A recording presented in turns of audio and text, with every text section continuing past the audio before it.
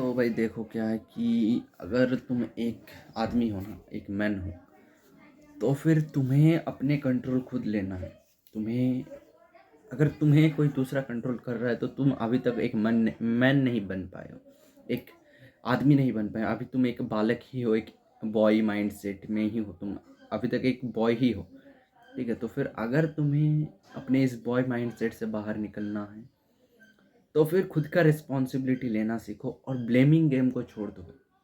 क्योंकि जब तुम अकाउंटेबल नहीं होता और दूसरों को ब्लेम करते रहते हो ना, तो मतलब क्या होता है कि तुम एक बालक की तरह बिहेव करते हो, एक बॉय की तरह बिहेव करते हो। बॉय कैसे बिहेव करता है? जब वो जहाँ पे सक्सेस आता है वो वहाँ पे दौड़ के चला जाता है। और जब रिस्पॉन्सिबिलिटी की बात आता है, जब अकाउंटेबिलिटी की बात आता है, जहाँ पे तुम फेल हुए, जहाँ पे तुम्हें डटे रहना है, तो फिर वो दुम दबा के भाग जाते हैं जो बॉय माइंडसेट वाला आदमी होता है। तो फिर तुम्हें, और तुम अगर देखा होगा, जो एक ब्रेव आदमी होता है, जो एक ब्रेव इंसान होता है, जो एक साहसी इंसान होता है, वो कभी भागता नहीं कहीं से। वो डटे रहता है, चाहे वहाँ पे उसे फेलियर मिले या हार मिले, जो भी शेम मिले, लेकिन वो डटे रहता है। वो होता है एक मैन का पहचान, कि वो दुम दमा के भागता नहीं।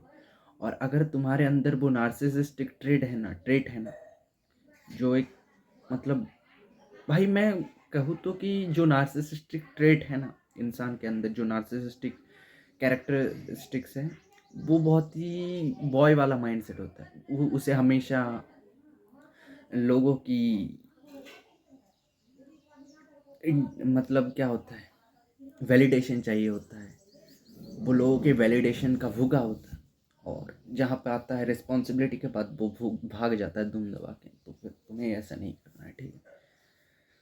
तुम्हें रिस्पॉन्सिबिलिटी उठाना है खुद का, दूसरों का, दूसरों मतलब अपने फैमिली का, ठीक है?